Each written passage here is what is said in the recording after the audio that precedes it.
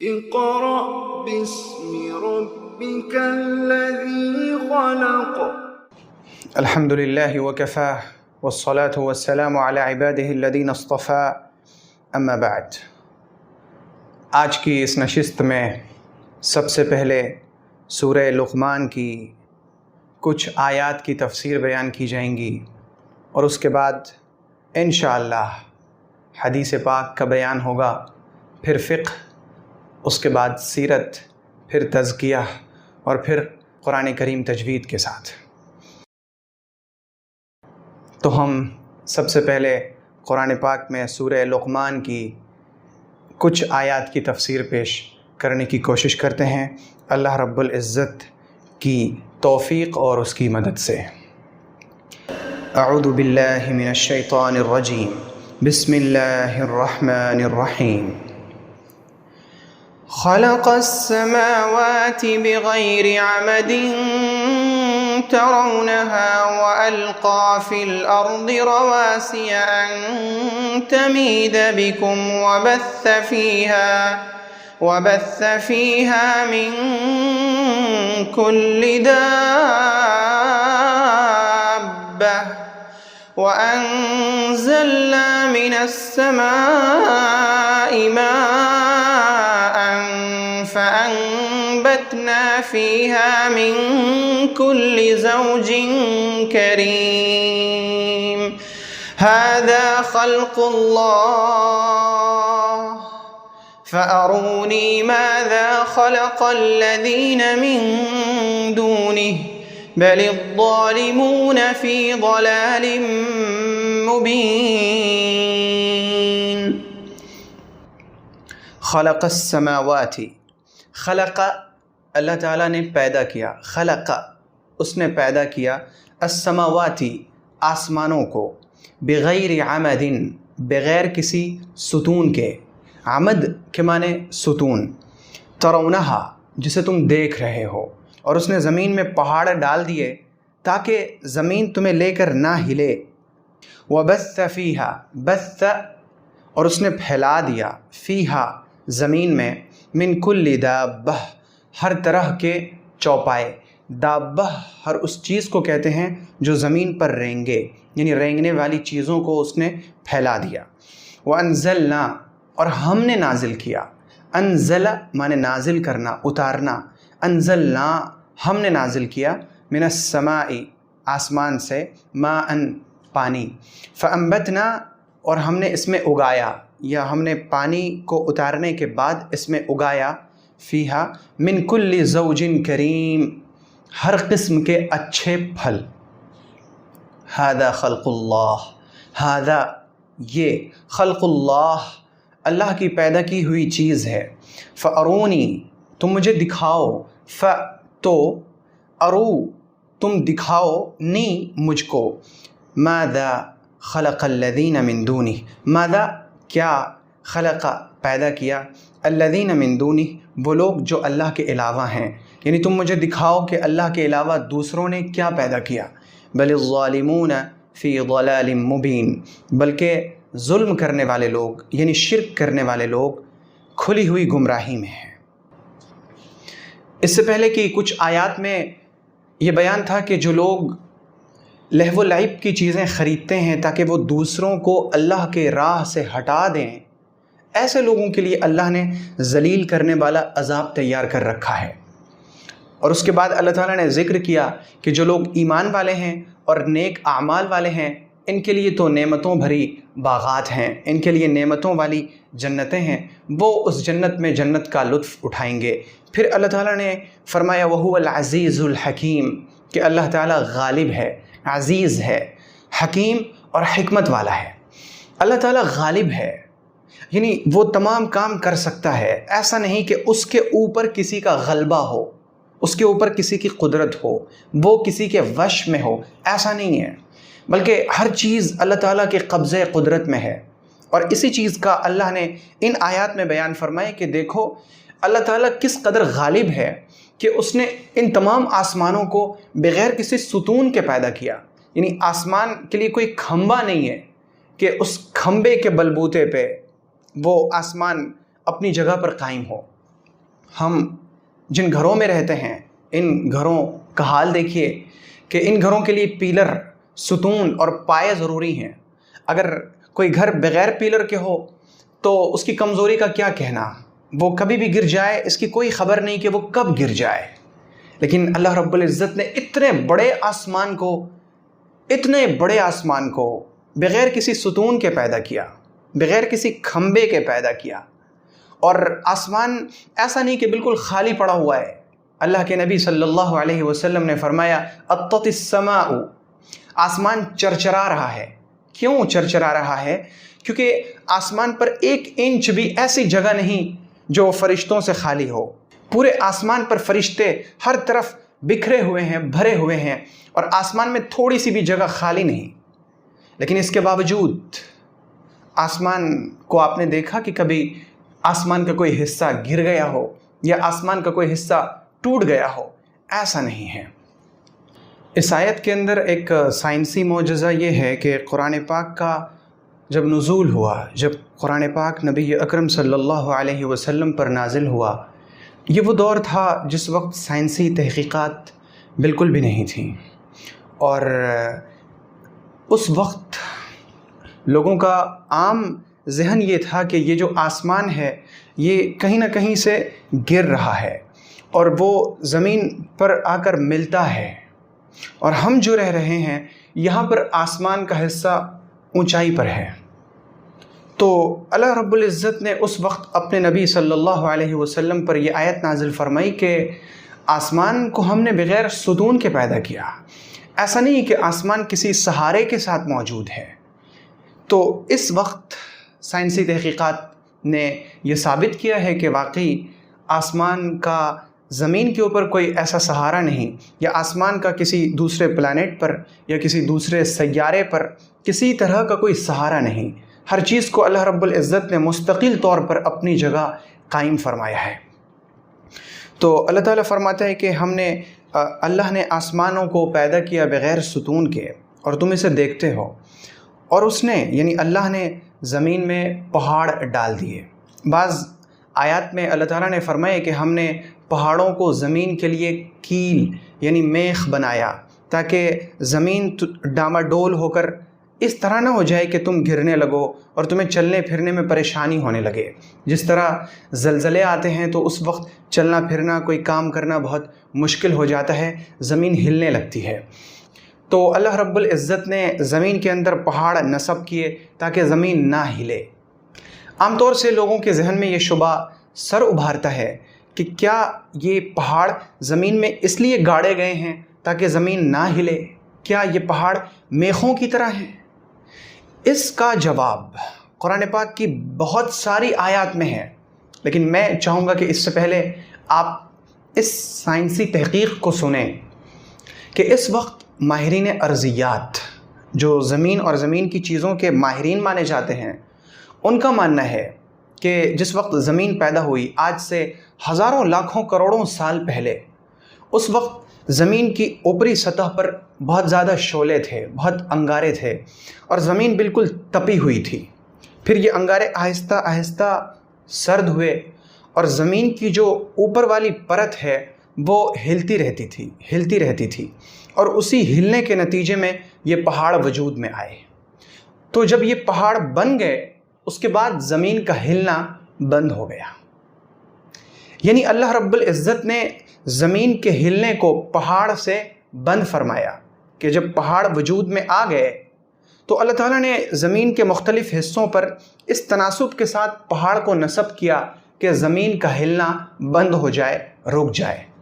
تو سائنسداں بھی یہی کہتے ہیں کہ جب سے پہاڑ وجود میں آئے ہیں تب سے زمین کا ہلنا بند ہو گیا ہے، اور قرآن پاک بھی یہی کہتا ہے کہ ہم نے پہاڑ اس لیے نصب کیے، اس لیے گاڑے ہیں تاکہ زمین تمہیں لے کر نہ ہلے۔ اگر پہاڑ نہ ہوتے تو پھر انسان کا اس زمین پر سکون سے رہنا مشکل ہو جاتا۔ اللہ تعالیٰ اگر چاہے تو پہاڑ کے بغیر بھی زمین کو ہلنے سے روک سکتا ہے، لیکن اللہ تعالیٰ نے اس دنیا کو دار الاسباب بنایا ہے۔ ہر چیز یہاں سبب کے ماتحت کر دی گئی ہے۔ اگر آپ آگ جلا کر اپنی انگلی کو آگ میں ڈالیں گے تو آپ کی انگلی جل جائے گی۔ اگرچہ آپ نے پورا قرآن پڑھ کر اس انگلی پر دم کیا ہو پھر بھی وہ انگلی جل جائے گی، کیونکہ یہ دنیا دارالاسباب ہے، جیسا سبب اختیار کریں گے ویسا ہی آپ کو نتیجہ ملے گا۔ تو اللہ رب العزت نے پہاڑ اس لیے گاڑے تاکہ یہ پہاڑ ایک طرح کا سبب بن جائیں کہ پہاڑ کی وجہ سے زمین حرکت نہیں کر رہی ہے، زمین ہل نہیں رہی ہے۔ اللہ تعالیٰ اب بھی چاہتا ہے تو پہاڑوں کے ہوتے ہوئے بھی زمین پر زلزلے قائم کر دیتا ہے، اور زلزلے کا ایک جھٹکا بھی اگر لگ جائے تو سارے انسانوں کے کان کھڑے ہو جاتے ہیں، سب پریشان ہو جاتے ہیں۔ تو یہ اللہ کی بڑی نعمت ہے کہ اس نے زمین کو ہلنے سے روک دیا اور اس کا پہاڑ کو ذریعہ بنایا۔ اللہ تعالیٰ فرماتا ہے اور اس نے زمین میں پہاڑ ڈال دیے تاکہ زمین تمہیں لے کر نہ ہلے، اور اس نے یعنی اللہ رب العزت نے زمین میں ہر طرح کے چوپائے پھیلا دیے تمہارے فائدے کے لیے، اور ہم نے آسمان سے پانی اتارا، اور پانی کی وجہ سے پانی اتارنے کے نتیجے میں ہم نے تمہارے لیے زمین میں عمدہ قسم قسم کے میوے تیار کیے تاکہ تم کھاؤ اور اللہ رب العزت کا شکر ادا کرو۔ یہاں پر رک کر یہ سمجھ لیا جائے کہ اس طرح کی آیات جس میں اللہ تعالیٰ اپنی قدرت کا اور پھر اپنی نعمت کا بیان کرتا ہے، اس کا مقصد کیا ہے۔ اس طرح کی آیات سینکڑوں کی تعداد میں ہیں، اور اس طرح کی تمام آیات کو اتارنے کا مقصد یہ ہے کہ اے انسانوں، تم ذرا دیکھو تو صحیح کہ ہم نے تمہاری رہائش کے لیے، اس دنیا میں تمہاری زندگی آسان کرنے کے لیے کتنی ساری چیزیں تمہیں دیں، کتنی ساری نعمتوں سے تمہیں ہم نے سرفراز کیا، کتنی ساری نعمتوں سے ہم نے تمہیں نوازا۔ تو نتیجے کے طور پر، شکر کے طور پر تم مجھ پر ایمان لاؤ اور میری ہی عبادت کرو۔ اس طرح کی تمام آیات کا یہی ایک مقصد ہے کہ تم مجھے پہچانو، تم میرے راستے پر چلو، تم مجھ تک پہنچو، تم میری عبادت کرو، میرے سوا کسی اور کو ہرگز نہ پکارو۔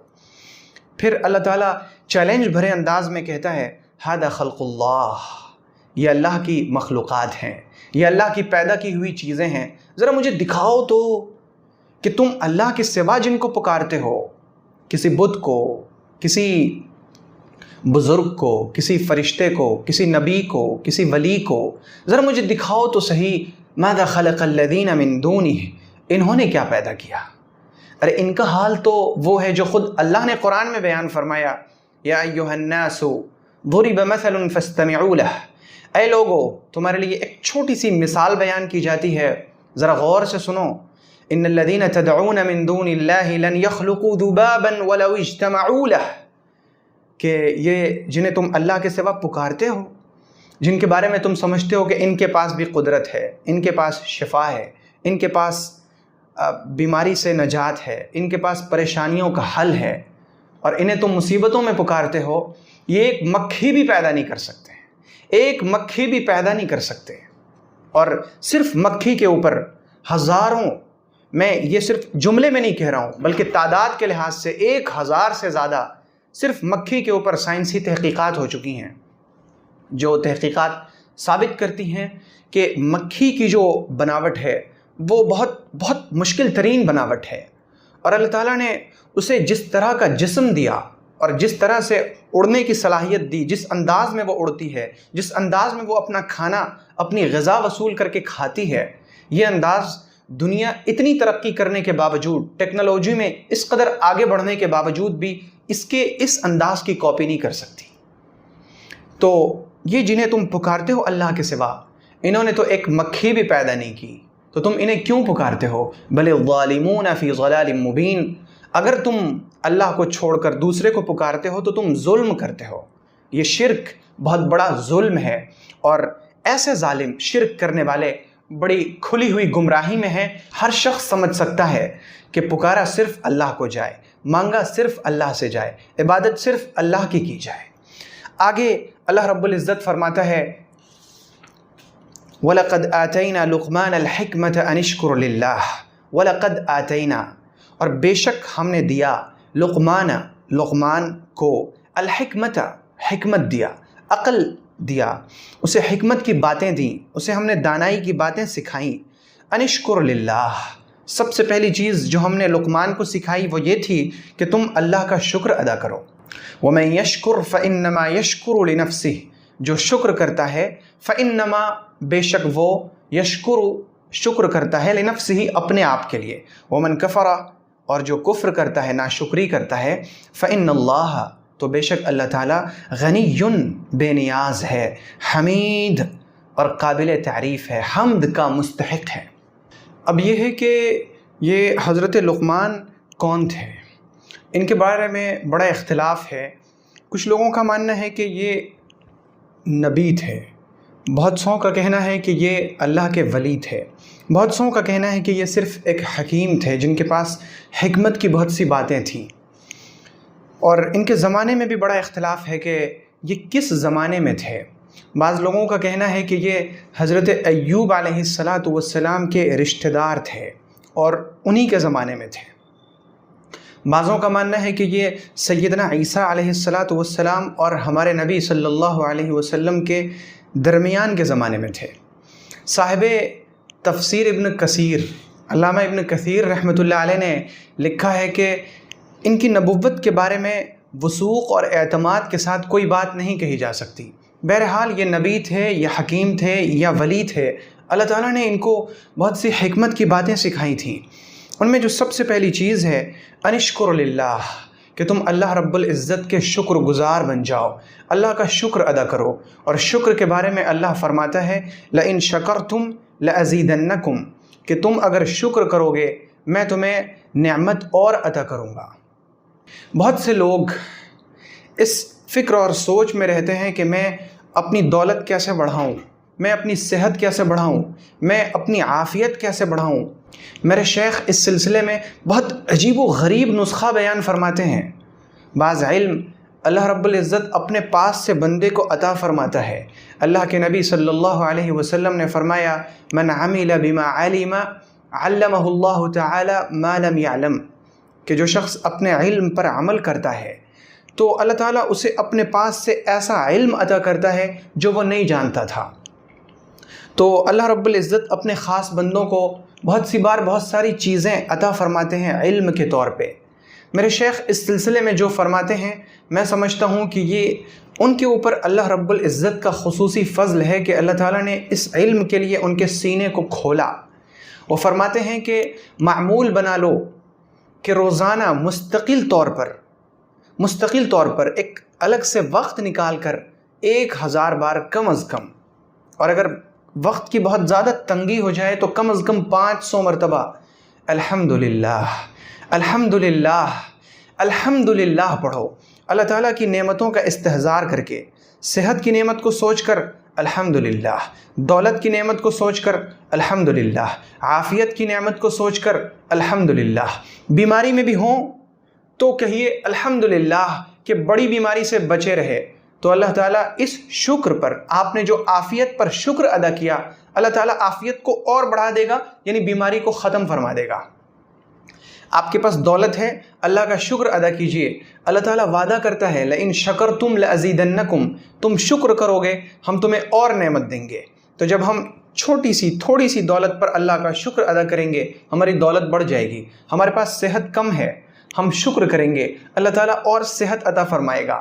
ہمارے پاس اولاد کی کمی ہے، ایک ہی بچہ ہے، ہمیں اور بچے چاہیے، ہم اللہ کا شکر ادا کریں گے۔ تو جب ہم شکر کریں گے کسی بھی نعمت پر تو ہماری نعمت اور بڑھ جائے گی۔ تو نعمت کو باقی رکھنے اور نعمت کو بڑھانے کا نسخہ یہ ہے کہ ہم اس پر اللہ کا شکر ادا کریں۔ میں بھی آپ سے ذاتی طور پر یہ گزارش کروں گا کہ آپ بھی اپنے معمول میں اس چیز کو شامل کیجئے کہ روزانہ کم از کم 500 مرتبہ اور گنجائش ہو تو 1000 مرتبہ الحمدللہ الحمدللہ دل کی گہرائی سے مستقل طور پر اللہ کا شکر ادا کریں۔ اللہ تعالیٰ فرماتا ہے وَقَلِيلٌ مِّنْ عِبَادِيَ الشَّكُورُ، کہ میرے بندوں میں شکر گزار بڑے کم ہیں۔ آئیے ہم انہی کم میں شامل ہوتے ہیں۔ حضرت لقمان کو اللہ نے حکمت عطا کی کہ تم اللہ کا شکر ادا کرو، کیونکہ جو شکر کرتا ہے وہ اپنے لیے شکر کرتا ہے، کیونکہ اسی کی نعمتیں بڑھائی جاتی ہیں۔ لیکن اگر کوئی شخص ناشکری کرے تو اللہ بے نیاز ہے، اللہ کو پھر پرواہ نہیں کہ یہ میرا شکر ادا کیوں نہیں کرتا۔ اللہ تعالیٰ کو فکر ہو جائے، اللہ تعالیٰ کو سوچ ہو جائے کہ اس بندے کو میں کیا چیز دوں کہ یہ شکر کرنے لگے۔ ایسا نہیں ہے، اگر تم شکر کرو اس میں تمہارا فائدہ ہے، تم اگر ناشکری کرو اللہ بڑا بے نیاز ہے، اللہ کو کسی کی کوئی پرواہ نہیں۔ اللہ تعالیٰ فرماتا ہے قُلْ مَا يَعْبَأُ بِكُمْ رَبِّي لَوْلَا دُعَاؤُكُمْ، اگر تمہاری دعا نہ ہوتی، اگر تم میرے سامنے گڑ گڑاتے نہیں تو پھر تمہارے رب کو تمہاری کوئی پرواہ نہ ہوتی، مجھے تمہاری کوئی پرواہ نہیں ہوتی۔ میں تمہاری پرواہ تو اس لیے کر لیتا ہوں کیونکہ تم میرے سامنے جھکتے ہو، گڑ گڑاتے ہو۔ تو اگر تم ناشکری کرو گے، اگر کوئی شخص ناشکری کرتا ہے تو اللہ بے نیاز ہے اور قابل تعریف ہے۔ اور جب لقمان نے اپنے بیٹے سے کہا وَإِذْ قَالَ لُقْمَانُ، اور جب لقمان نے کہا لِابْنِهِ، اپنے بیٹے سے، وَهُوَ يَعِظُهُ، اس حال میں کہ وہ انہیں نصیحت کر رہے تھے۔ يَعِظُهُ، يَعِظُ یہ واعظ سے بنا ہے، نصیحت کرنا، واعظ کہنا۔ جب وہ نصیحت کر رہے تھے اسے، یا بنیا، اے میرے بیٹے، یا بنیا، اے میرے بیٹے، لا تشرک باللہ، اللہ کے ساتھ کسی کو شریک مت کرنا، ان الشرک لظلم عظیم، بے شک شرک بڑا ظلم ہے۔ شرک، اللہ کے ساتھ کسی کو شریک کرنا، یہ بہت بڑا ظلم ہے۔ ظلم کہتے ہیں جس چیز کی جو جگہ ہو اس چیز کو اس کی صحیح جگہ پر نہ رکھنا۔ مثلا ٹوپی کی جگہ ہے کہ اسے سر پر پہنا جائے، اسے سر پر اوڑھا جائے۔ اب اگر کوئی شخص ٹوپی سے اپنے گھٹنے کو چھپائے، ٹوپی گھٹنے پر پہنے تو یہ ظلم ہے۔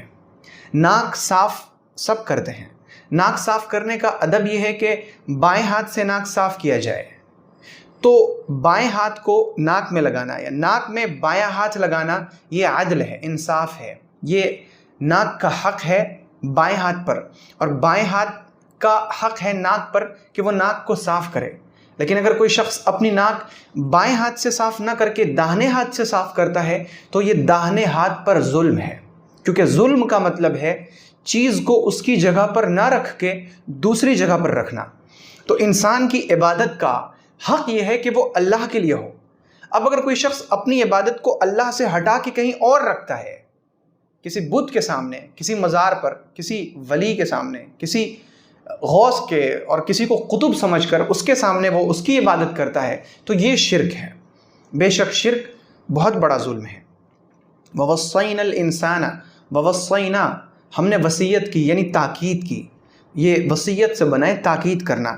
ہم نے تاکید کی انسان کو اس کے والدین کے بارے میں، بِوَالِدَيْهِ، اس کے والدین کے بارے میں تاکید کی کہ ان کے ساتھ اچھا سلوک کرنا۔ حملتہ امہ، حملتہ اس کی ماں نے اسے اٹھایا، حمل سے بنا ہے، حملہ کے معنی اٹھانا۔ اسی سے ایک لفظ ہے حمال، حمال کہتے ہیں قلی کو، وہ بہت زیادہ بوجھ اٹھاتا ہے۔ حملتہ اس کو اٹھایا، امہ اس کی ماں نے، وہنن علی وہنن کمزوری پر کمزوری برداشت کر کے، وفصالہ فی عامین، وفصالہ فصال کہتے ہیں دودھ چھوڑنے کو، اور اس کا دودھ چھوڑنا 2 سال میں ہے۔ کیا ہم نے تاکید کی؟ انشکر لی کہ تم میرا شکر ادا کرو، ولوالدیک اور اپنے والدین کا شکر ادا کرو، الی المصیر میری ہی طرف تم لوٹ کر آؤ گے۔ ہم نے انسان کو تاکید کی کہ تم والدین کا شکر ادا کرو، اور کیوں شکر ادا کرو؟ اس لیے ادا کرو کہ والدین نے تمہیں پالا پوسا، اور تمہاری ماں کا حال یہ کہ تمہاری ماں نے تمہیں اٹھایا کمزوری پر کمزوری برداشت کر کے، یعنی جیسے جیسے حمل کی مدت بڑھتی جاتی ہے، 1 مہینے کا حمل ہو تو کمزوری کم، 2 مہینے کا حمل ہو جائے کمزوری بڑھ جاتی ہے، 4 مہینے کا حمل ہو کمزوری اور بڑھ جاتی ہے، 8 مہینے کا حمل ہو تو کمزوری انتہا کو پہنچ جاتی ہے۔ تو کمزوری پر کمزوری برداشت کرتے ہوئے تمہاری ماں نے تمہیں اپنے پیٹ میں رکھا، وہ چلتی پھرتی، سوتی جاگتی، اٹھتی بیٹھتی، کروٹ لیتی ہوئی، ہر حال میں اس نے تمہیں اٹھا کر رکھا۔ اس کا بدلہ یہ ہے کہ تم میرے بھی شکر گزار بنو کہ میں نے تمہیں ماں کے پیٹ میں رہنے کا موقع دیا، میں نے ماں کے پیٹ کو ایسی جگہ بنائی جہاں تم زندہ رہ سکو۔ ہم نے تمہارے لیے وہاں پر آکسیجن کا انتظام کیا، ہم نے تمہارے لیے وہاں پر غذا کا انتظام کیا، پھر ہم نے تمہیں محفوظ طریقے سے باہر نکالا۔ تو تم میرا شکر ادا کرو پہلے، اور پھر اپنے والدین کا شکر ادا کرو۔ تو والدین کا شکر ادا کرو۔ والدین کا شکر ہے کیا؟ والدین کا شکر اللہ تعالیٰ 15ویں پارے میں سورہ بنی اسرائیل میں کچھ آیات میں والدین کے تعلق سے کچھ تاکید فرماتے ہیں۔ اللہ رب العزت نے ان آیتوں میں فرمایا کہ تم اپنے والدین کے ساتھ اچھا سلوک کرو، اچھا سلوک کرو، ان کے سامنے اچھی بات کہو، ان کے سامنے بلند آواز سے گفتگو نہ کرو۔ اور اگر وہ دونوں یا ان دونوں میں سے کوئی ایک بڑھاپے کو پہنچ جائیں تو بڑھاپے میں آدمی کا دماغ بہت اچھی طرح سے کام نہیں کرتا ہے، تو ظاہر سی بات ہے کہ وہ ایک چیز کو 10 بار بولیں گے، تمہیں غصہ آئے گا، فطری ہے، غصہ آنا فطری ہے۔ وہ بہت سی بات تاکید کے طور پر چند بار کہیں گے، وہ بہت سی بار تمہیں سمجھیں گے کہ یہ تو میرا بیٹا ہے تو یہ ابھی بھی بچہ ہی ہے، پھر وہ تمہارے ساتھ ایسا سلوک کریں گے جیسے تم ابھی بہت چھوٹے ہو، حالانکہ تم دنیا والوں کی نظر میں بہت بڑے ہو چکے ہو۔ تو ایسی صورتحال میں جب تمہیں ان پر غصہ آئے فلا تنہرہما، تو تم ان کو جھڑکنا نہیں، تم ان سے نرم بات کہنا۔ یہ ہے والدین کا شکر۔ اور پھر یہ کہ تم ان سے نرم گفتگو کرنا، اور پھر اللہ تعالیٰ کے سامنے یہ دعا کرنا، رب ارحمہما کما ربیانی صغیرا، اے میرے رب میرے والدین پر رحم فرما جیسا کہ ان دونوں نے مجھے بچپن میں پالا پوسا۔ رحم کرنے کی جو وجہ اللہ نے بیان فرمائی وہ ہے ربیانی صغیرا، کہ ان دونوں نے مجھے بچپن میں پالا ہے۔ اب اگر اس لفظ میں غور کیا جائے تو اس سے یہ سمجھ آتا ہے کہ اگر کسی شخص کو اس کے والدین نے نہیں پالا بلکہ کسی اور شخص نے کسی وجہ سے پالا، جیسے کسی نے اپنے دوست سے اس کا بیٹا لے لیا کہ میں تمہارے بیٹے کو پالوں گا، تو اس بچے پر حق ہے کہ وہ اپنے پالنے والے کے ساتھ اچھا سلوک کرے، وہ ان کا سہارا بنے، وہ ان کے خواب کو شرمندہ تعبیر کرے، وہ ان کے بھروسے پر پورا اترے، وہ انہیں بڑھاپے میں چھوڑ کر انہیں بے سہارا نہ چھوڑے، وہ انہیں دھوکہ نہ دے، وہ انہیں سخت بات نہ کہے، کیونکہ پالا تو بہرحال اس نے بھی ہے۔ والدین کا حق، والدین کا ادب، والدین کے حقوق سب اپنی جگہ مسلم ہیں، لیکن پالنے والوں کے بھی حق ہیں۔ اللہ تعالیٰ اس آیت میں جو فرماتا ہے رب ارحمہما، اے میرے رب میرے والدین پر رحم فرما جیسا کہ ان دونوں نے مجھے بچپن میں پالا، تو اگر پالنے والا کوئی اور بھی ہو والدین کے سوا تو ان کے لیے بھی یہی حقوق ہیں جو حقوق والدین کے ہیں۔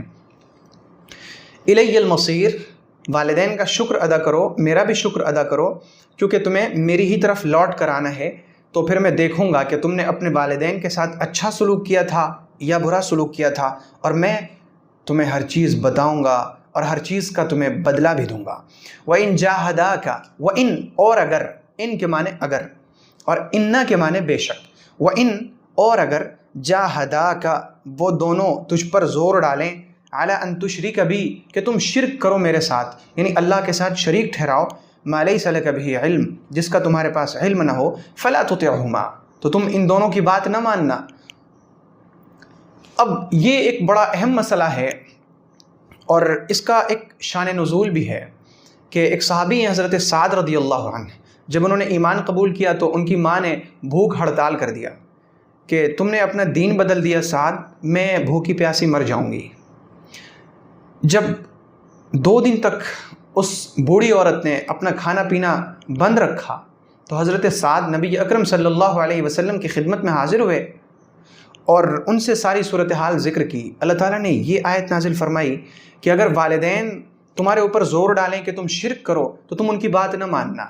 چنانچہ حضرت سعد آئے اپنے والد کے پاس، انہوں نے بھی بھوک ہڑتال کر رکھی تھی، والد اور والدہ دونوں، تو اپنے والد سے کہا کہ ابا جان سن لیجئے، اچھی طرح کان کھول کر سن لیجئے کہ اگر آپ کو 1000 مرتبہ زندگی ملے اور آپ 1000 مرتبہ اپنی جان دے دیں کہ میں اپنا دین بدل ڈالوں، تو میں 1000 بار آپ کے جان دے دینے کے باوجود بھی اپنے اس دین کو نہیں چھوڑوں گا جو دین اللہ تعالیٰ نے مجھے دے دیا ہے، جس دین کو میں نے قبول کر لیا ہے، یعنی دین اسلام کو۔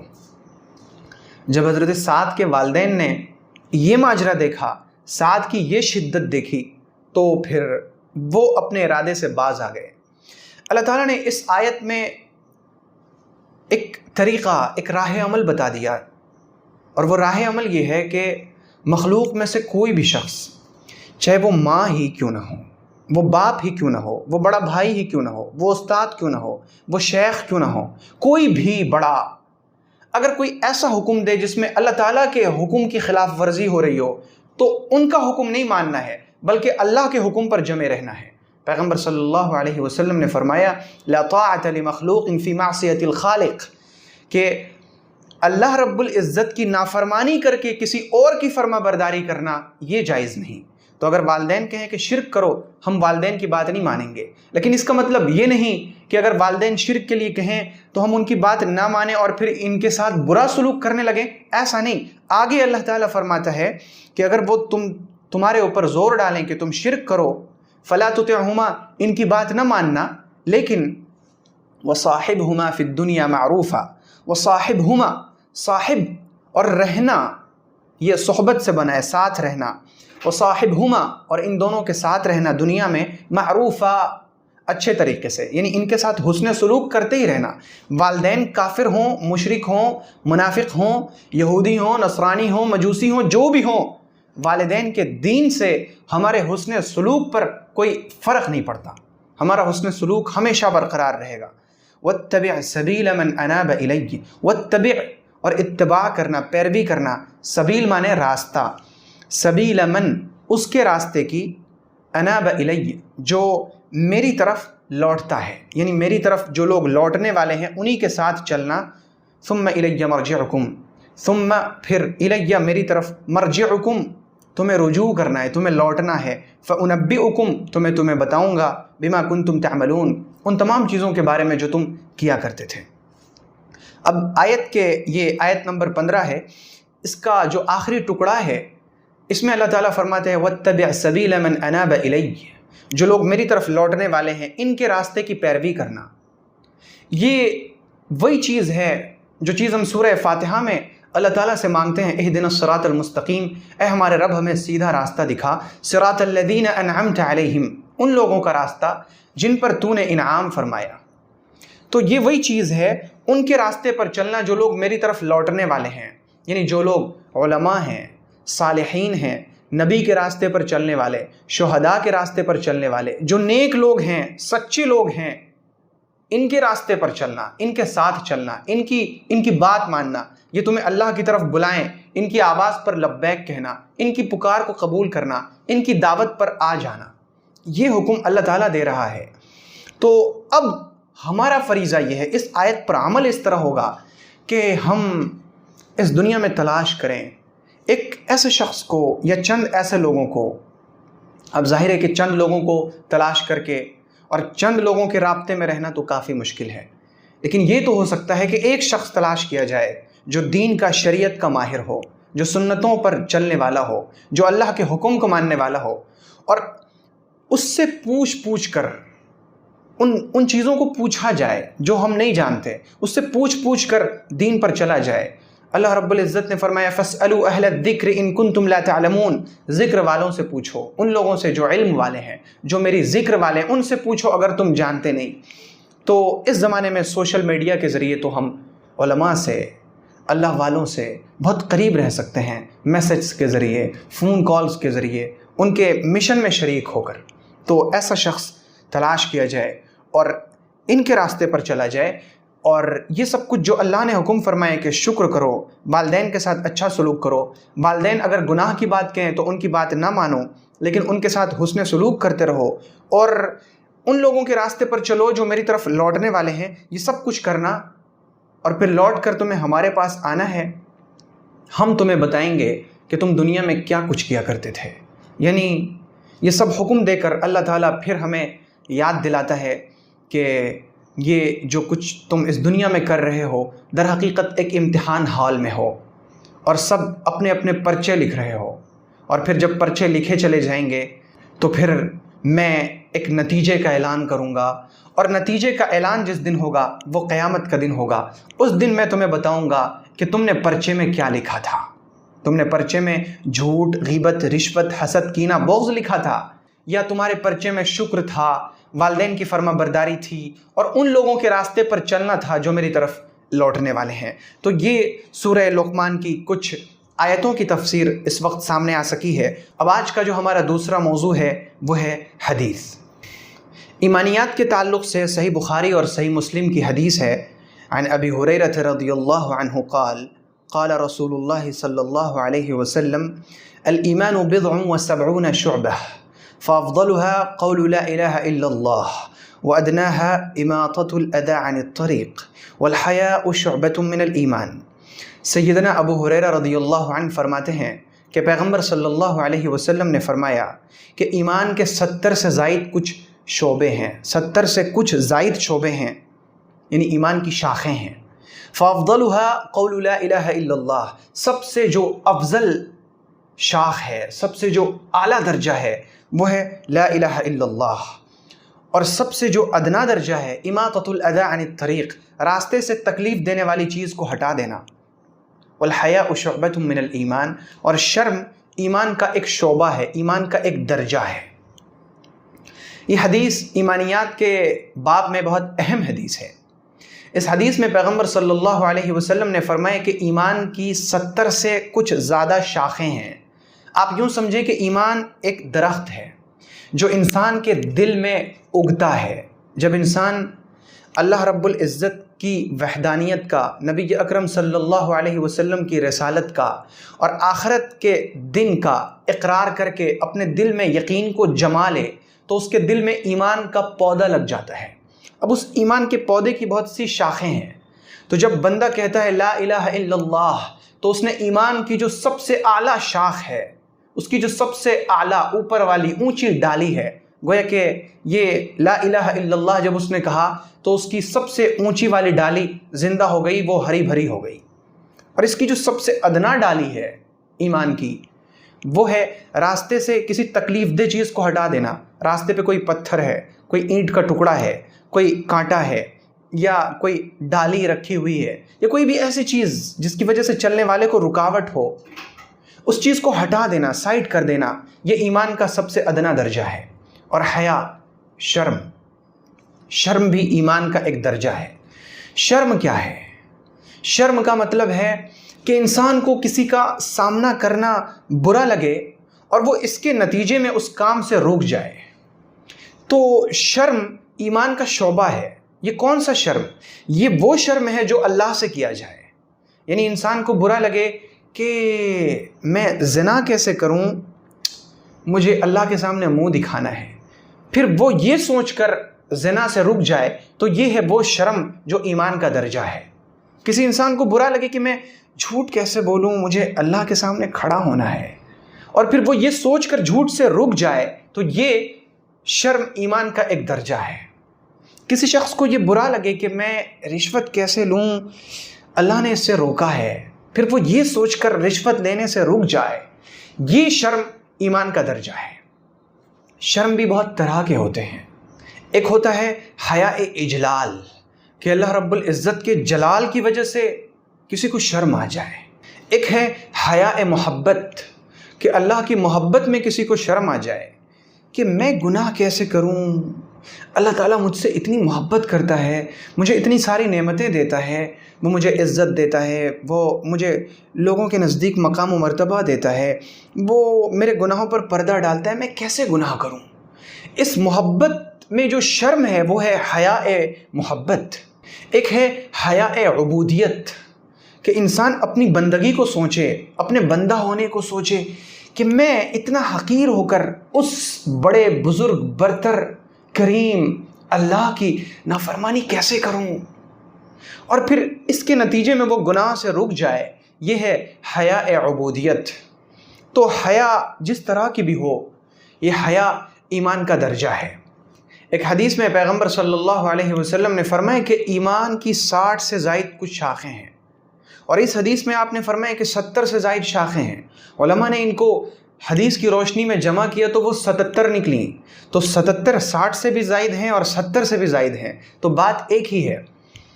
تو انشاءاللہ میری کوشش ہوگی کہ میں مختلف ویڈیوز میں ایمان کی ان شاخوں کو جمع کر کے بیان کرنے کی کوشش کروں۔ بہرحال تو اس وقت یہ جو حدیث ہے کہ ایمان کی 70 سے زائد شاخیں ہیں، سب سے ادنا درجہ ہے راستے سے تکلیف دہ چیز کو ہٹا دینا، اور سب سے اعلیٰ درجہ ہے لا الہ الا اللہ، اور حیا ایمان کا ایک درجہ ہے۔ تو اس حدیث میں ہم نے یہ سمجھا کہ ایمان کا جو سب سے اعلیٰ درجہ ہے وہ ہے لا الہ الا اللہ، اور ادنا درجہ ہے راستے سے تکلیف دہ چیز کو ہٹانا، اور حیا بھی ایمان کا ایک شعبہ ہے۔ لا الہ الا اللہ سب سے اعلیٰ درجہ ہے۔ لا الہ الا اللہ یہ وہ کلمہ ہے جس سے اللہ رب العزت نے آسمان و زمین کو باندھ رکھا ہے۔ اور لا الہ الا اللہ ہی وہ کلمہ ہے کہ اگر تمام کے تمام گناہ ایک پلڑے میں رکھ دیے جائیں اور خلوص سے بولا ہوا لا الہ الا اللہ دوسرے پلڑے میں ہو تو یہ پلڑا لا الہ الا اللہ والا پلڑا وزنی اور بھاری ہو جائے اور گناہ والا پلڑا آسان ہو جائے۔ تو لا الہ الا اللہ یہ ہے ایمان کا سب سے اعلیٰ درجہ۔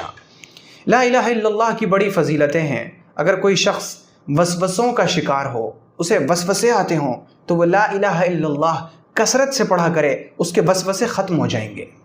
اس کے بعد ایمانیات کے تعلق سے صحیح بخاری ہی کی ایک دوسری حدیث ہے۔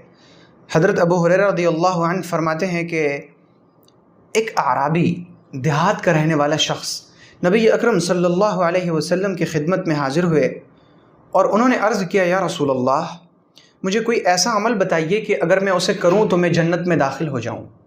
پیغمبر علیہ السلام نے فرمایا کہ تم اللہ کی عبادت کرو، اس کے ساتھ کسی کو شریک نہ کرنا، فرض نماز کو قائم کرنا، فرض زکوٰۃ دینا، رمضان کے روزے رکھنا۔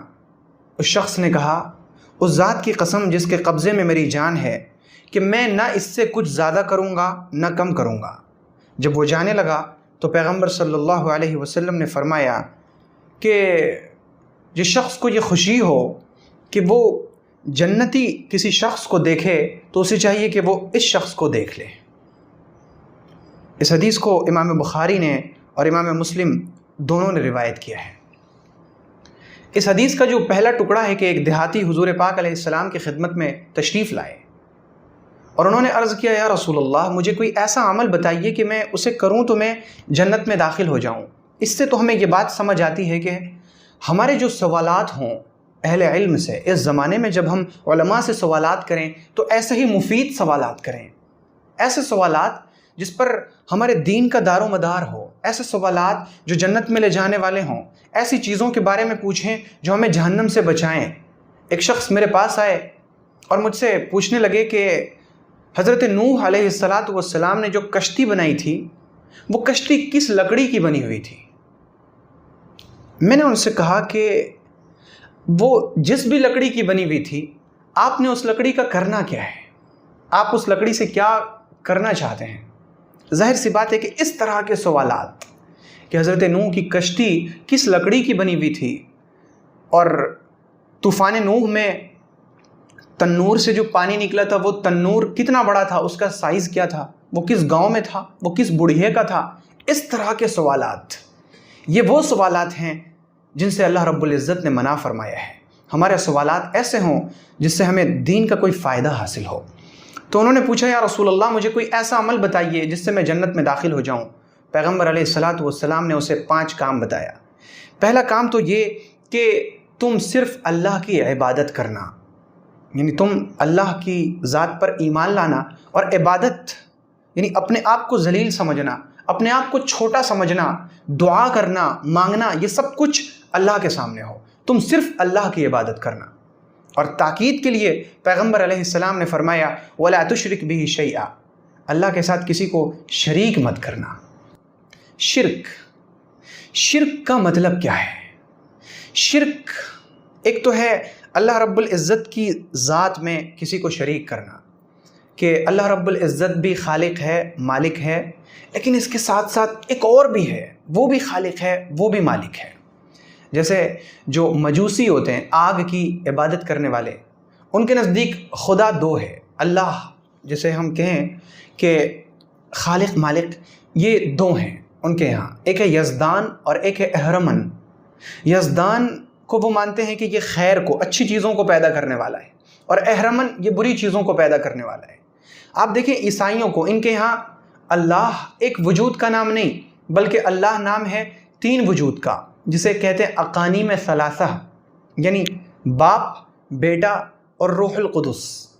تو وہ ان تینوں کو ملا کر اللہ مانتے ہیں۔ قرآن میں اور حدیث میں یہ تعلیم دی گئی کہ اللہ صرف ایک ہے، اللہ کی ذات میں ہم کسی کو شریک نہیں کر سکتے کہ یہ بھی اللہ ہے، یہ بھی معبود ہے اور یہ بھی معبود ہے۔ تو ایک ہے شرک فی الذات، اللہ کی ذات میں کسی کو شریک کرنا۔ اس کے بعد ہے شرک فی العلم، علم میں کسی کو شریک کرنا۔ علم اللہ رب العزت کی صفت ہے، کہ اس کائنات کی ہر چیز، ہر ذرہ، اس کا ہر بوٹا، ہر پتا، ایک ایک چیز، یہاں تک کہ بالکل گہرے سمندر کی گہرائی میں ایک چھوٹی سی مچھلی کا بچہ جب کروٹ لیتا ہے تو اللہ تعالیٰ اس کی کروٹ کو بھی دیکھتا ہے، جانتا ہے، اس کے پاس اس کا بھی علم ہے، وہ اس کے بھی قریب ہے۔ علم یہ اللہ رب العزت کی صفت ہے۔ اللہ تعالیٰ کے لیے کوئی چیز غیب نہیں، پوشیدہ نہیں ہے۔ اب علم میں شرک یہ ہے کہ ہم یہ سمجھیں کہ اللہ کو تو علم ہے ہر چیز کا، لیکن اللہ کے علاوہ فلاں جو ولی ہیں یا فلاں جو نبی ہیں یا فلاں جو رسول ہیں، فلاں جو فرشتہ ہیں، ان کو بھی علم ہے۔ غیب کے علم میں کسی اور کو اللہ کا شریک کر دینا، یہ ہے شرک فی العلم۔ اس کے بعد ایک شرک ہے شرک فی المشیت۔ شرک فی المشیت کا مطلب ہے کہ چاہ کر کوئی کام کرنا، یہ اللہ کی صفت ہے۔ اللہ جو چاہے گا وہ ہوگا، جو میں چاہوں گا، جو آپ چاہیں گے وہ نہیں ہوگا۔ بندہ ارادہ کرتا ہے لیکن اللہ رب العزت اس کے ارادے کو ختم کر دیتا ہے۔ انسان بہت سارے ارادے کرتا ہے، منصوبے بناتا ہے، وہ سالوں سال کے منصوبے بناتا ہے، اسے خبر بھی نہیں ہوتی ہے کہ اب جو میں گھر سے نکلا ہوں واپس نہیں آ سکوں گا۔ وَمَا تَشَاءُونَ إِلَّا أَن يَشَاءَ اللَّهُ۔ تم چاہ ہی نہیں سکتے، تم ارادہ کر ہی نہیں سکتے جب تک اللہ نہ چاہ لے۔ تو یہ مشیت اللہ کی صفت ہے کہ جو اللہ چاہے گا وہی ہوگا۔ اب ہم یہ سمجھیں کہ اللہ کی چاہت سے بھی چیز ہوتی ہے لیکن رسول اللہ کی چاہت سے بھی فلاں چیز ہوگی، تو رسول اللہ صلی اللہ علیہ وسلم کی چاہت سے کسی چیز کے ہونے یا نہ ہونے کو مان لینا، یہ ہے شرک فی المشیت۔ مشیت اللہ کے ساتھ خاص ہے، ہوگا وہی جو اللہ چاہے گا۔ اس کے بعد ہے شرک فی التصرف۔ شرک فی التصرف کا مطلب کیا ہے کہ اختیار میں کائنات کے اندر جو چیزیں ہو رہی ہیں، آج سورج نکلے گا یا آج بدلی رہے گی، آج بارش ہوگی یا بارش نہیں ہوگی، یہ جو تصرف ہے کائنات کی چیزوں میں، یہ تصرف صرف اللہ کر سکتا ہے، یہ اللہ کی صفت ہے۔ اب یہ ماننا کہ نہیں اللہ کے چاہنے سے تو ہوتا ہے لیکن ولی یا بزرگ یا رسول یا فرشتہ ان کے چاہنے سے بھی ہوگا، یہ چاہیں گے تو میری شادی ہو جائے گی، یہ چاہیں گے تو مجھے شفا مل جائے گی، یہ چاہیں گے تو مجھے اولاد مل جائے گی، یہ ہے تصرف میں شریک کرنا، یہ بھی ہے شرک۔ اس کے بعد ہے شرک فی القدرت۔ شرک فی القدرت کا مطلب ہے کہ قادر اللہ تعالیٰ بھی ہے لیکن قادر اللہ کے سوا کوئی اور بھی ہے۔ اللہ تعالیٰ بھی مجھے روزی دے سکتا ہے لیکن فلاں صاحب بھی روزی دے سکتے ہیں، اللہ بھی مجھے اولاد دے سکتا ہے لیکن فلاں صاحب بھی دے سکتے ہیں، اللہ بھی شفا دے سکتا ہے، فلاں بھی شفا دے سکتا ہے۔ تو یہ ہے قدرت میں شریک ماننا کسی کو، یہ بھی شرک کی ایک قسم ہے۔ اس کے بعد ہے شرک فی النظر۔ شرک فی النظر کا مطلب ہے کہ بہت سی بار انسان منت مانتا ہے، نظر مانتا ہے کہ اے میرے رب میرا فلاں کام ہو جائے، میری نوکری لگ جائے تو میں 10,000 روپے صدقہ کروں گا، میرا فلاں کام ہو جائے، مجھے شفا مل جائے تو میں 5,000 روپے آپ کی راہ میں خرچ کروں گا۔ یہ ہے نظر ماننا۔ نظر صرف اللہ کے لیے ہونی چاہیے کہ میرا کام ہو جائے تو میں یہ کام کروں گا اللہ کے لیے۔ اور جب کوئی شخص نظر مان لیتا ہے تو اس نظر کو پوری کرنا واجب ہے۔ اللہ تعالیٰ نے قرآن پاک میں فرمایا وَلْيُوفُوا نُذُورَهُمْ، چاہیے کہ یہ لوگ اپنی نظروں کو پورا کریں۔ تو یہ نظر اللہ کے لیے ہوتی ہے۔ اب اگر کوئی شخص یہ نظر مان لے کہ اگر میرا فلاں کام ہو جائے تو میں فلاں بزرگ کے مزار پہ چادر چڑھاؤں گا، پھول چڑھاؤں گا، وہاں پر مرغا ذبح کروں گا، وہاں پر خصی قربان کروں گا، یہ ہے غیر اللہ کے لیے نظر ماننا، یہ بھی شرک ہے، شرک فی النظر۔ اس کے بعد ہے شرک فی التسمیہ، نام رکھنے میں شریک کرنا۔ نام وہی رکھے جائیں جو شریعت میں قابل قبول ہوں، عبداللہ، عبد الرحمن، عبد الرحیم، عبد الملک، عبد القدوس، عبد السلام، یہ سارے نام رکھے جا سکتے ہیں۔ لیکن اگر کوئی شخص نام رکھ لے عبد الشمس، سورج کا بندہ، عبد القمر، چاند کا بندہ، عبد الصغیر، چھوٹے کا بندہ، یہ نام رکھنا یہ شرک ہے، کیونکہ ہم بندے ہیں صرف اللہ کے، لیکن اپنے نام سے ہم کہہ رہے ہیں کہ نہیں ہم بندے ہیں اللہ کے بھی، لیکن عبد الشمس تو ہم شمس کے بھی بندے ہیں۔ تو یہ ہے شرک فی التسمیہ، یہ بھی شرک کی ایک شکل ہے۔ ایک ہے شرک فی الیمین، قسم میں شریک کرنا،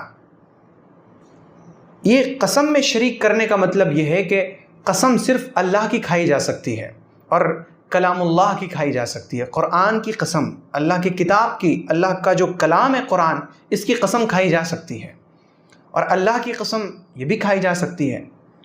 اللہ کے علاوہ کسی اور کی قسم نہیں کھائی جا سکتی۔ اللہ کے علاوہ کسی اور کی قسم کھانا شرک ہے۔ ہم لوگ بڑی آسانی سے کہہ دیتے ہیں میری ماں کی قسم، میرے باپ کی قسم، فلاں کی قسم، تمہاری قسم۔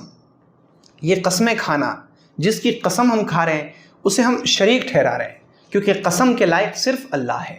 پیغمبر صلی اللہ علیہ وسلم نے فرمایا من حلف بغیر اللہ فقد اشرک، جس نے اللہ کے علاوہ کسی اور کی قسم کھائی اس نے شرک کیا۔ تو کسی اور کی قسم کھانا یہ شرک فی الیمین ہے۔ اس کے بعد ہے شرک فی الذبح، ذبح کرنے میں شریک کرنا، یعنی ہم ذبح کرتے ہیں اللہ کے نام پہ، تو ذبح کرنے لگے ہم غیر اللہ کے نام پہ، یہ فلاں بزرگ کے نام پہ ذبح کر رہے ہیں، فلاں رسول کے نام پہ ذبح کر رہے ہیں، جبرائیل امین کے نام پہ ہم ذبح کریں، رسول اللہ صلی اللہ علیہ وسلم کے نام پہ ذبح کریں، یہ شرک فی الذبح ہے۔ اللہ تعالیٰ ہر طرح کے شرک سے بے نیاز ہے۔ اس کے بعد ہے شرک فی التمائم، تعویذ میں، جھاڑ پھونک میں شریک کرنا، اور وہ یہ ہے کہ جب انسان کو پھونک کی ضرورت ہو دم کرنے کی، تو سب سے بہتر یہ ہے کہ اس پر قرآن پاک کی آیات دم کی جائیں، اور قرآن پاک کی جب آیات دم کی جاتی ہیں تو اللہ تعالیٰ نے قرآن میں شفا رکھی ہے۔ اللہ تعالیٰ قرآن کی بہت سی آیات میں فرماتا ہے کہ قرآن میں شفا ہے، تو قرآن میں جب شفا ہے تو اسے دم کرنے سے بھی شفا ہوتی ہے۔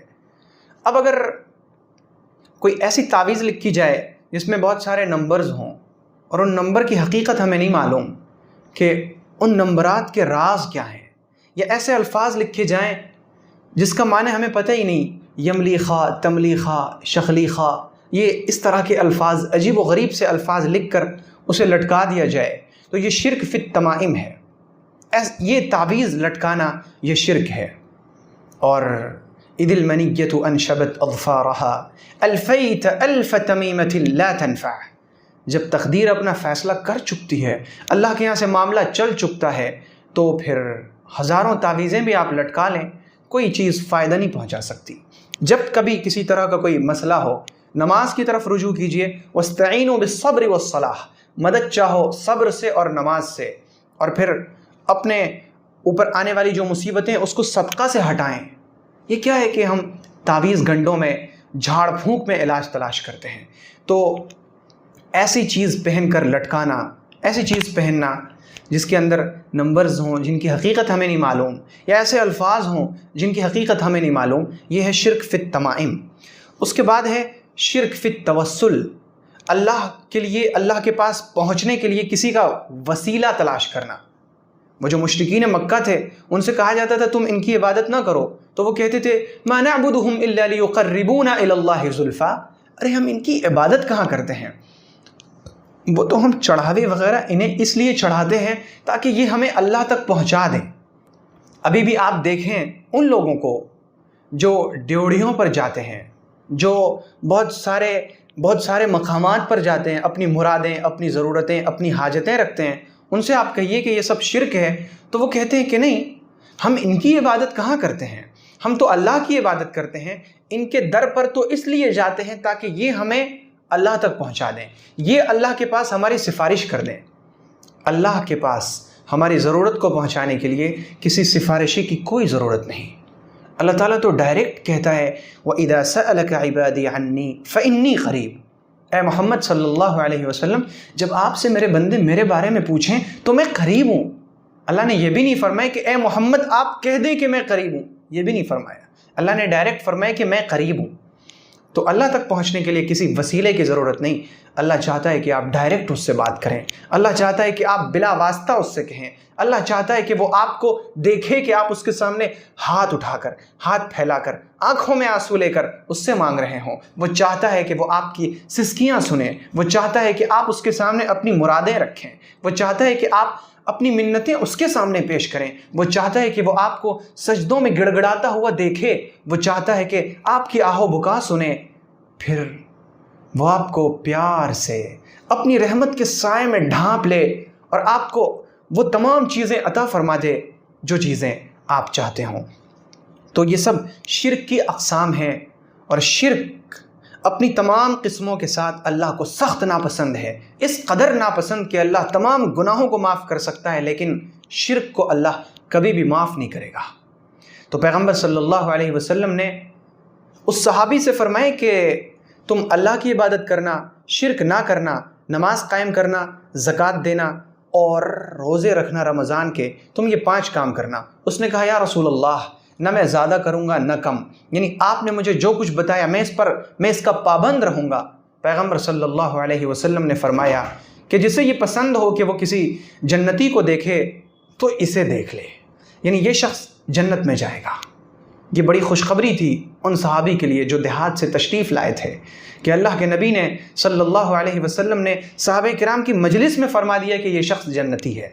آج بھی اگر کوئی شخص ان کاموں پر اتر جائے، اپنی زندگی میں وہ توحید کو لائے، شرک اور شرک کی تمام قسموں سے دور ہو جائے، نمازوں کی پابندی، روزے اور زکوٰۃ، یہ دراصل عنوان ہے۔ نماز کی پابندی یعنی تمام بدنی عبادتیں، اسی طرح روزہ یہ بھی بدنی عبادت ہے، اور زکوٰۃ اس کے اندر مالی تمام عبادتیں آ گئیں، یعنی توحید، بدنی عبادت، مالی عبادت، بس جنت آپ کے لیے ہے۔ تو یہ 5 کام کرنے والا ضرور جنت میں داخل ہوگا، اور یہ 5 چیزیں ایسی ہیں جن کے اوپر ایمان رکھنا بھی فرض ہے۔ اگر کوئی شخص ان 5 چیزوں میں سے کسی بھی چیز کا انکار کرتا ہے تو وہ شخص دائرہ اسلام سے خارج ہو جاتا ہے۔ تو یہ 2 بڑی اہم حدیثیں ایمانیات کے تعلق سے تھیں جو آج سامنے آ سکیں۔ اب جو ہمارا آج کا تیسرا موضوع ہے وہ ہے فقہ۔ فقہ کے باب میں ہم نے اس سے پہلے جانا کہ وہ کون کون سی چیزیں ہیں جو ناپاک ہیں۔ آج ہم جانیں گے کہ اگر بدن پر یا کپڑے پر یا کسی بھی چیز پر نجاست یعنی ناپاکی لگ جائے تو اس کو دور کرنے کا طریقہ کیا ہے، ناپاکی دور کیسے کی جاتی ہے۔ اگر بدن پر یا کپڑے پر نجاست یعنی ناپاکی لگ جائے تو اس کو دور کرنے کا طریقہ یہ ہے کہ اسے دھل دیا جائے۔ بخاری اور مسلم کی روایت ہے کہ سیدہ اسماء رضی اللہ عنہا فرماتی ہیں کہ میں نے نبی اکرم صلی اللہ علیہ وسلم سے پوچھا کہ اگر ہمارے کپڑے پر حیض کا خون لگ جائے تو ہم کیا کریں؟ حضور پاک علیہ السلام نے فرمایا کہ اسے کھرچ دو، یعنی اگر خون جمع ہوا ہو تو اسے کھرچ ڈالو، پھر اسے دھل ڈالو، پھر اس میں نماز پڑھ لو۔ اس سے یہ بات سمجھ میں آئی کہ اگر کپڑے کے کسی حصے پر نجاست یعنی گندگی لگ جائے تو پورے کپڑے کو دھلنا ضروری نہیں۔ مثلا اگر آستین میں نجاست لگ جائے تو پورے کرتے کو دھلنا ضروری نہیں، صرف آستین کو دھل لیا جائے اور دھلنے کے بعد ہم اس میں نماز پڑھ سکتے ہیں۔ دوسری چیز ہے زمین۔ اگر زمین پر ناپاکی لگ جائے تو اس کو پاک کرنے کا طریقہ بھی یہی ہے کہ اس کے اوپر پانی ڈال دیا جائے، اور اس کی دلیل ہے کہ ایک دیہاتی مسجد نبوی آیا اور وہیں کھڑا کھڑا پیشاب کرنے لگا۔ صحابہ کرام نے اسے دیکھا تو صحابہ کرام کو بڑا غصہ آیا کہ یہ مسجد میں پیشاب کر رہا ہے۔ حضور نے منع فرمایا کہ اسے کچھ نہ کہو، پیشاب کرنے دو۔ جب اس نے پیشاب کر لیا تو حضور نے فرمایا کہ اس پر پانی بہا دو۔ تو پانی بہانے سے مسجد نبوی کی زمین پاک ہو گئی۔ تو زمین پر اگر گندگی، نجاست، پیشاب پخانہ لگ جائے تو اسے دھل دینے سے زمین پاک ہو جاتی ہے۔ کچھ چیزیں ایسی ہوتی ہیں جن کے اندر پانی سرایت نہیں کرتا، جیسے مثلا موبائل کو لے لیں کہ موبائل کی اسکرین پر اگر گندگی لگ جائے، یا کوئی ایسی چیز جس کے اندر پانی اندر تک نہیں جاتا، جیسے ہماری تلوار پر، چھری پر اگر نجاست لگ جائے تو وہ چیز جس کے اندر پانی نہیں جاتا، اس چیز پر اگر نجاست لگ جائے تو اس چیز کو صرف پوچھ لینا پاک کرنے کے لیے کافی ہے۔ اور اس کی دلیل یہ ہے کہ جنگوں میں صحابہ کرام رضوان اللہ علیہم اجمعین جب اپنی تلواروں سے ظالموں کو مارتے تھے تو ان کی تلواروں پر خون لگ جایا کرتا، وہ تلواروں سے خون کو پونچھ لیا کرتے اور تلواریں رکھ کر نماز پڑھا کرتے تھے۔ تو اس سے معلوم ہوا کہ وہ چیز جس کے اندر مسامات نہیں ہوتے، پانی اندر تک نہیں جاتا، اسے دھلنا ضروری نہیں بلکہ اسے پونچھ لینا پاک کرنے کے لیے کافی ہے۔ جوتے میں اگر نجاست لگ جائے تو جوتے کو دھلنا ضروری نہیں بلکہ جوتے کو رگڑ لینا، یہ زمین میں رگڑ لینا کافی ہے۔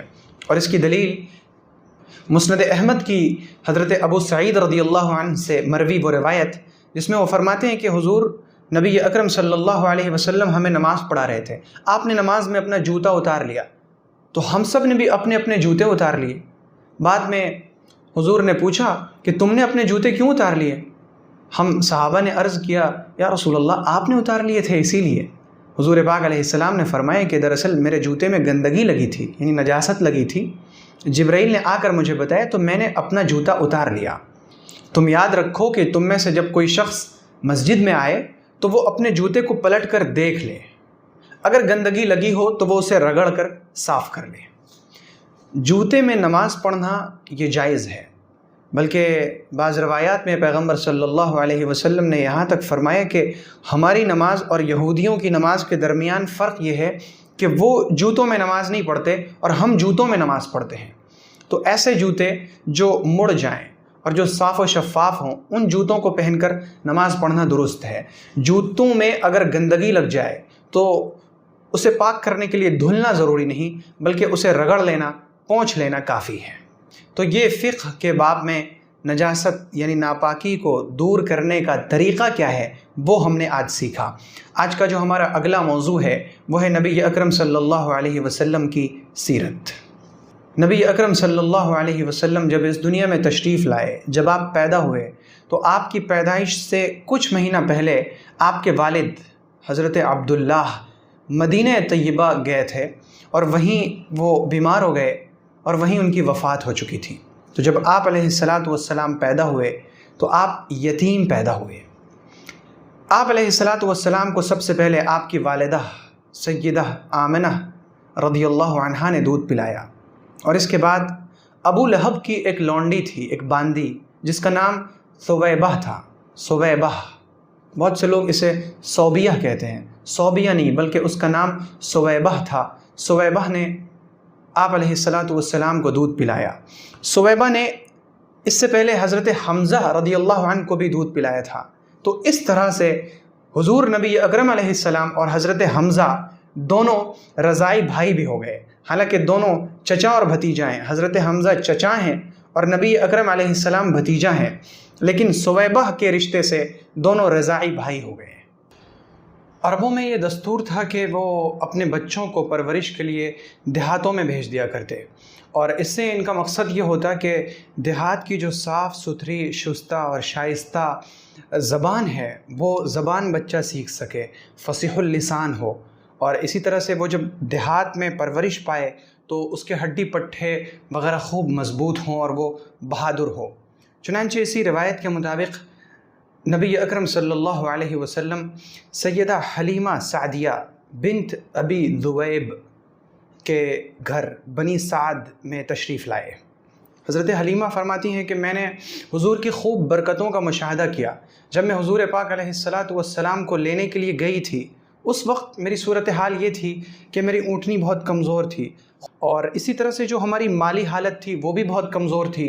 ہماری بکری کے تھنوں میں بھی دودھ نہیں تھا کہ اس سے گھر والوں کا گزر بسر ہو سکے۔ لیکن جب نبی اکرم صلی اللہ علیہ وسلم ہمارے گھر تشریف لائے تو ہم نے برکتوں کا مشاہدہ کیا۔ میں نے جتنا چاہا کہ میں اپنے بچے کو دودھ پلاؤں اور محمد صلی اللہ علیہ وسلم کو دودھ پلاؤں۔ میں نے خوب دل کھول کر دودھ پلایا۔ میری اونٹنی تیز رفتار ہو گئی، یہاں تک کہ میرا شوہر کہنے لگا، حلیمہ تم نے ایک بہت بابرکت روح لی ہے۔ میں نے کہا کہ ہاں، مجھے بھی یہی امید ہے۔ آپ علیہ السلام جب 4-5 سال کے ہو گئے تو واقعہ شق صدر پیش آیا کہ آپ کھیل رہے تھے، 2 لوگ آئے، انہوں نے آپ کے سینے مبارک کو نکالا، پھر اسے پانی سے دھلا اور پھر واپس اندر رکھ دیا۔ نبی اکرم صلی اللہ علیہ وسلم کا رضاعی بھائی جو ساتھ کھیل رہا تھا، اس نے جب یہ ماجرا دیکھا تو وہ دوڑا دوڑا گھر گیا اور اس نے والدین کو یہ قصہ سنایا۔ سیدہ حلیمہ کو خطرہ محسوس ہوا اور انہوں نے نبی اکرم صلی اللہ علیہ وسلم کو مکہ آپ کی والدہ کے پاس پہنچا دیا۔ نبی اکرم صلی اللہ علیہ وسلم 6 سال کی عمر تک اپنی ماں کی آغوش محبت میں رہے۔ جب آپ 6 سال کے ہو گئے تو ماں مدینہ تشریف لے گئیں، اور مدینہ سے واپسی کے وقت مقام ابوا میں ان کا انتقال ہو گیا۔ جب نبی اکرم علیہ السلام واپس ایمن کے ساتھ مکہ تشریف لائے اور آپ کے دادا عبد المطلب نے آپ کو دیکھا تو ان کا دل درد سے بھر آیا کہ ایک بچہ جو پیدا ہونے سے پہلے یتیم ہو گیا اور 6 سال کی عمر میں ماں بھی اللہ کے پاس چلی گئی، ان کا دل بہت دکھ سے اور درد سے بھر آیا۔ آپ کے دادا عبد المطلب آپ پر بہت شفقت اور رحمت نچھاور کرتے تھے۔ ان کا یہ معمول تھا کہ وہ کعبہ کے پاس جا کر بیٹھتے، ان کے لیے فرش بچھایا جاتا، ان کے سارے بچے، عبد المطلب کے سارے بچے فرش کے ارد گرد بیٹھتے، وہ بھی فرش پر بیٹھے رہتے۔ نبی اکرم علیہ السلام آتے اور آ کر فرش پر بیٹھ جاتے۔ آپ کے جو چچا حضرات تھے وہ نبی اکرم علیہ السلام کو فرش سے نیچے اتار کر بٹھانا چاہتے، لیکن عبد المطلب کہتے کہ نہیں، اسے میرے پاس بیٹھنے دو۔ اور دادا عبد المطلب اپنے پوتے کو دیکھ کر بڑے خوش ہوتے اور کہتے کہ میرا یہ پوتا بہت نرالی شان والا ہے۔ لیکن یہ سب کچھ بہت زیادہ دنوں تک نہ چل سکا۔ جب نبی اکرم علیہ السلام کی عمر 8 سال 2 ماہ ہوئی تو دادا کا سایہ بھی سر سے اٹھ گیا، دادا بھی اللہ کے پاس چلے گئے۔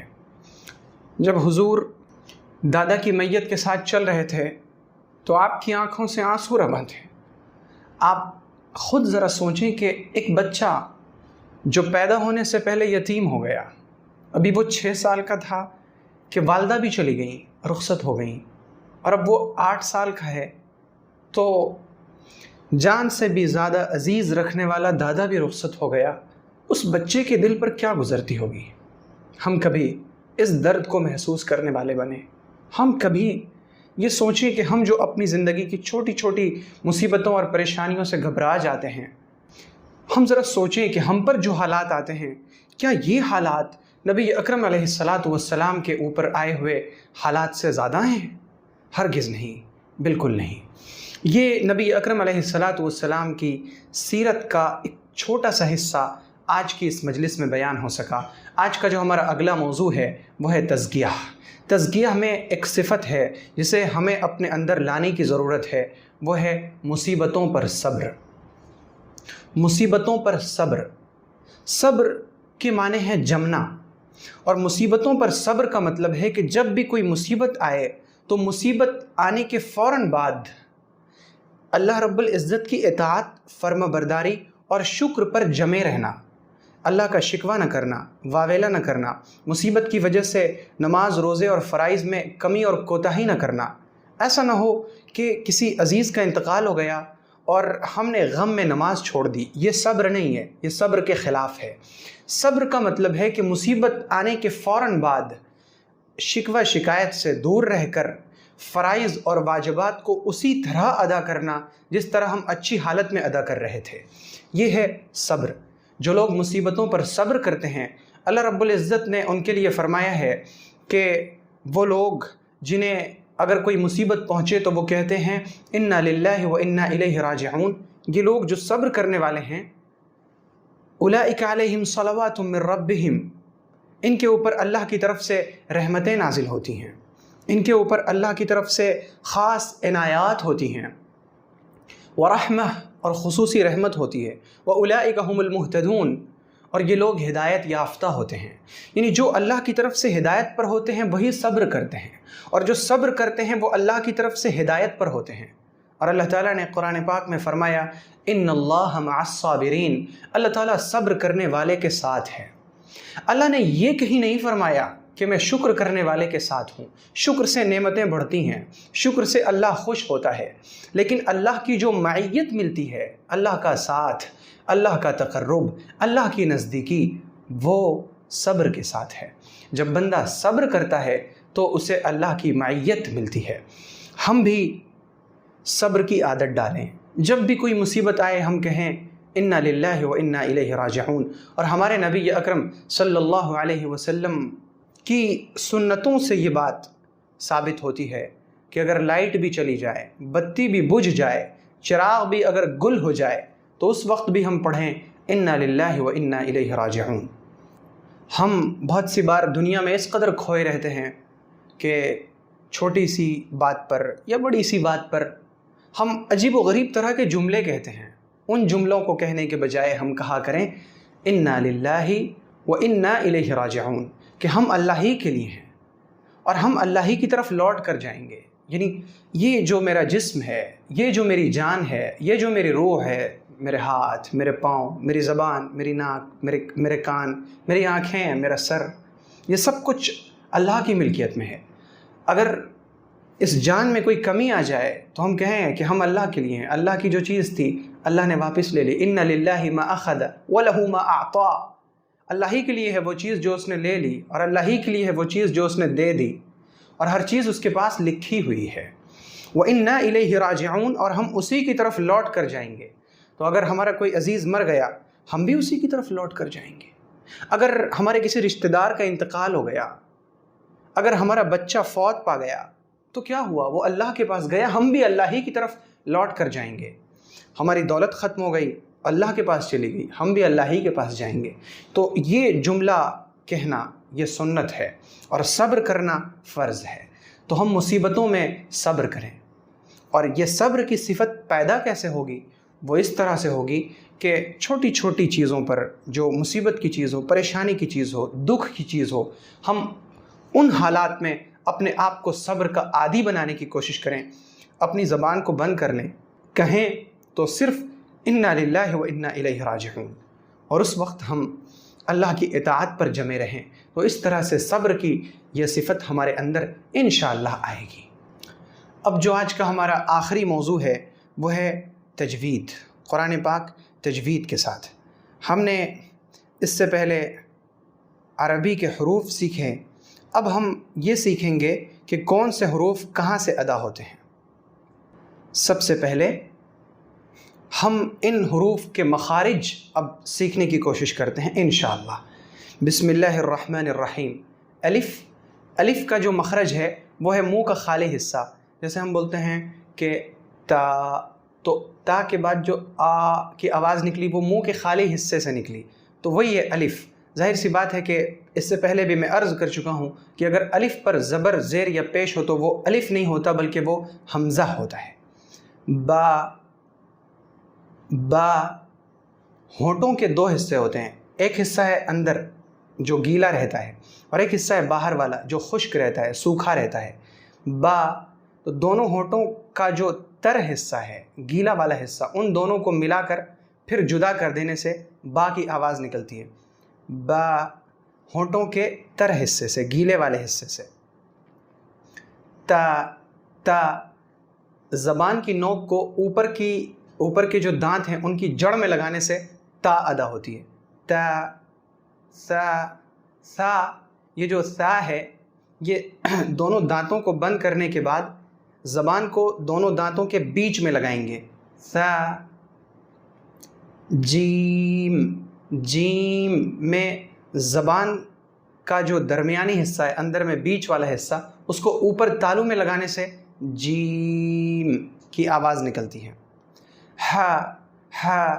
ہا کی آواز یہاں حلق سے نکلتی ہے. حلق میں آواز لا کر پھر ہوا باہر نکالنے سے ہا. خا یہ حلق کا جو باہری حصہ ہے یعنی منہ کی طرف والا حصہ، اس میں تھوڑی سی خراش کے ساتھ خا کی آواز نکلتی ہے. دال زبان کو اوپر کے دانتوں کی جڑ میں لگانے سے دال، جہاں سے تا کی آواز نکلتی ہے وہیں سے دال کی بھی آواز نکلتی ہے. ذال جہاں سے سا کی آواز نکلی تھی کہ دونوں دانتوں کے بیچ میں زبان کو لگائے تھے. را کا جو مخرج ہے یہ ہے زبان کا کنارہ اور اوپر کے دانتوں کا جو مسوڑا ہے، زبان کے کنارے کو وہاں لگانے سے را ادا ہوگی. زا زبان کی نوک جب اوپر اور نیچے دونوں دانت ملا کر زبان کو ان دونوں کے درمیان میں لگانے سے زا کی آواز آتی ہے. زا کے اندر یہ چیز پیش نظر رہے کہ جیسے شہد کے مکھیوں کی بھنبھناہٹ کی آواز ہوتی ہے، اس طرح سے زا کی آواز میں ذرا بھنبھناہٹ ہوگی. سین کا جو مخرج ہے یہ بھی جو زا کا مخرج ہے قریب وہی سین کا مخرج ہے۔ اس کے بعد ہے شین، شین کا مخرج وہی ہے جو جیم کا مخرج ہے، یعنی زبان کے درمیان کو اوپر لگائیں گے تو جیم شین دونوں چیز ادا ہوگی۔ پھر ہے صاد، زبان کی نوک کو اوپر نیچے دونوں کے دانتوں میں لگانے سے صاد ادا ہوگا۔ ضاد، یہ جو ضاد کا مخرج ہے یہ زبان کا کنارہ، یہ اگر یوں زبان ہے تو زبان کا یہ کنارہ یا یہ کنارہ اور اوپر کے 5 ڈاڑھ، یعنی زبان کے اس کنارے کو اوپر کے ڈاڑھوں میں لگانے سے ضاد۔ بہت سے لوگ ضاد کو دال کی آواز سے پڑھتے ہیں، داد، یہ تلفظ اس کی یہ ادائیگی بالکل غلط ہے، اور بہت سی بار ولا الضالین، اس کو بہت سے لوگ بہت آسانی کے ساتھ ولا الضالین کہتے ہیں۔ ضالین کا معنی ہے گمراہ، اور دالین اگر دال سے پڑھیں تو اس کے معنی ہے راستہ دکھانے والے۔ تو یہ معنی میں بالکل عجیب و غریب فرق ہو گیا کہ معنی تھا بہت کہ جو لوگ راہ راست سے ہٹے ہوئے ہیں، اور ہم نے دالین پڑھ کے اس کا معنی کر دیا کہ جو لوگ کے سیدھا راستہ دکھانے والے ہیں۔ تو اس لیے ضاد کے مخرج کو اچھی طرح سے سمجھا جائے کہ ضاد کا مخرج ہے زبان کے کنارے کو اوپر کے ڈاڑھوں سے لگائیں گے، 5 ڈاڑھوں سے، تو اس میں ضاد کی آواز نکلے گی۔ طا، زبان کی نوک اوپر کے دانتوں کی جڑ میں، طا۔ ضا، زبان کی نوک اور اوپر کے دانتوں کا سرا۔ عین، بالکل درمیان حلق سے، عین۔ غین، حلق کے ذرا اوپر سے غین کی آواز آئے گی۔ فا کی جو آواز ہے یہ اوپر کے دانت کو نیچے کے ہونٹ کے اندرونی حصے کو لگانا ہے، فا۔ قاف کی آواز، یہ جو حلق میں ایک گوشت لٹکا ہوا ہے جسے ہم کوا کہتے ہیں، تو زبان کی جڑ کو ہم کوے میں لگائیں گے، قاف کی آواز آئے گی۔ کاف، ذرا سا اسی کوے سے ذرا سا باہر کی طرف آنے سے کاف کی آواز آتی ہے۔ لام، زبان کی نوک کو اوپر کے تالو سے جو دانتوں کی طرف آنے والی جگہ ہے وہاں لگانے سے لام۔ میم کی آواز دونوں ہونٹوں کے خشک حصے سے آتی ہے، میم۔ نون، زبان کے کنارے کو اوپر کے دانتوں کے مسوڑوں سے لگائیں گے، نون۔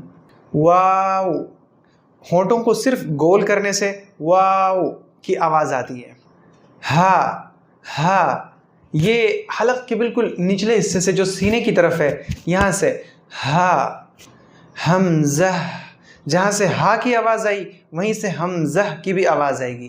یا، زبان کے درمیان کو اوپر تالو سے لگانے سے یا کی آواز آئے گی۔ تو یہ تمام حروف کے مخارج ہیں، اور جب ہم نے یہ مخارج سیکھ لیے تو اب ہم تجوید کے کچھ اہم قاعدوں کو سیکھیں گے، اور اس کے بعد ہم قرآن پاک کو عملی طور پر پڑھ کر اسے سیکھنے کی مشق کریں گے انشاءاللہ۔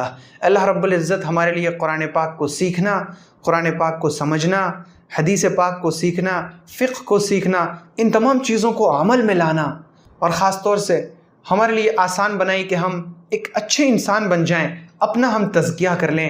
اللہ رب العزت ہمارے لیے اس راستے کو آسان فرمائے، اور ہمیں ان لوگوں میں شامل فرمائے جو اللہ تک پہنچنے کے لیے علم دین حاصل کرنے والے ہیں، تاکہ ہمیں فرشتوں کے پروں کا سایہ ملے اور سمندر کی مچھلیاں ہمارے لیے دعا کریں۔ اللہ رب العزت آپ کو اپنی حفاظت میں، اپنی پناہ میں صحت، عافیت، تندرستی، ایمان اور سنت کے ساتھ رکھے، اور جب ہم میں سے کوئی شخص اس دنیا سے جانے لگے تو اللہ تعالیٰ ایمان و سنت پر اس کا خاتمہ نصیب فرمائے۔ السلام علیکم ورحمۃ اللہ وبرکاتہ۔